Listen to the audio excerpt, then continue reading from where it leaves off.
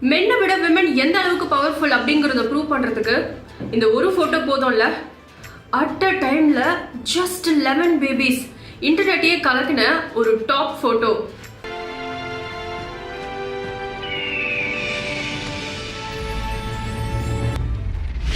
இதெல்லாம் ஒரு சாதனையாங்க. நாங்கெல்லாம் அப்பவே அப்படின்ற மாதிரி ரஷ்யாவை சேர்ந்த மிஸ்ஸஸ் வசிலியன் அப்படிங்கிறவங்க தன்னோட லைஃப் டைம்ல, அதாவது 1725ல இருந்து 1765க்குள்ள கிட்டத்தட்ட 69 குழந்தைங்களை பெற்றிருக்கிறாங்க. Single women to have 69 babies அப்படிங்கிற ரெக்கார்டை இவங்க தான் பிரேக் பண்ணிருக்காங்க. That includes 16 pairs of twins, 7 set of triplets, 4 set of quadruplets. இவங்க ஏன் கின்னஸ் வேர்ல்ட் ரெக்கார்ட்ல இடம் பிடிச்சிருக்காங்க அப்படின்னு பாத்தீங்கன்னா, ஒரு விமன் தன்னோட லைஃப் டைம்ல 35ல இருந்து 38 குழந்தைங்க வரைக்கும் தான் பெத்துக்க முடியும் அப்படின்ற மாதிரி ஒரு கணக்கு இருக்கு. ஆனா அதை பிரேக் பண்ணி இவங்களோட லைஃப் டைம்ல 69 குழந்தைங்க பெத்துக்கிட்டதுனாலே இவங்க கின்னஸ் வேர்ல்ட் ரெக்கார்ட்ல இடம் பிடிச்சிருக்காங்க. இதுதான் நான் கண்டுபிடிச்சது. ஜப்பான்கார என்னென்னமோ கண்டுபிடிக்கிறா, நான் எதை கண்டுபிடிச்சிட்டு வந்துக்குது. இதெல்லாம் ரொம்ப அதிக பழசு. லேட்டஸ்டா அதே ரஷ்யாவை சேர்ந்த ஒரு பெண் மதர்ஹுட்டுக்கு ரொம்பவே அடிக்ட் ஆனதுனால தன்னோட வாழ்நாள்ல 105 குழந்தைங்க பெற்றுக்கணும் அப்படின்ற மாதிரி டார்கெட் வச்சிருக்காங்க. ரஷ்யாவை சேர்ந்த கிறிஸ்டினா அப்படிங்கிற இந்த பெண்ணுக்கு ஆல்ரெடி 11 குழந்தைங்க இருக்கிறாங்க.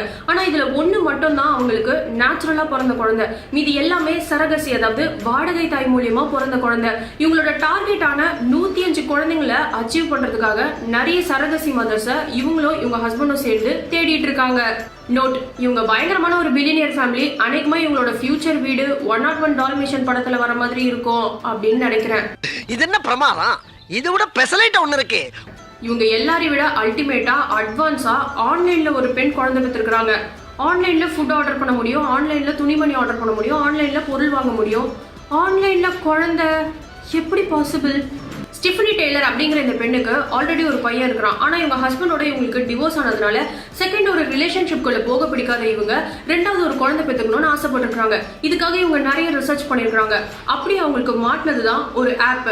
அந்த ஆப்ல இவங்க இன்செமினேஷன் கிட்ட ஆர்டர் பண்ணி யூடியூப்ல டியூட்டோரியல் பார்த்து குழந்தை பெற்றிருக்காங்க. The real E baby.